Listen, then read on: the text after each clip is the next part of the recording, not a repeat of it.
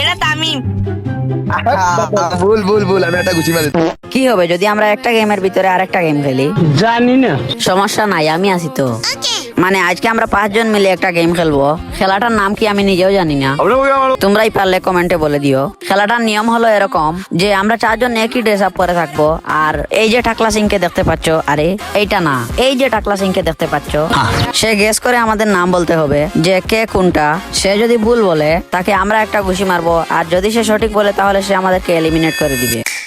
আমরা 4 জন মিলে আমাদের পজিশন পাল্টে নিয়েছি, তো এখন সে আসুক, দেখি সঠিকভাবে বলতে পারে কিনা। आजा आजा आजा। कोई कुछ नहीं बोलेगा, कोई कुछ नहीं बोलेगा। হ্যাঁ, কোনটা কোনটা? কোনটা বলো?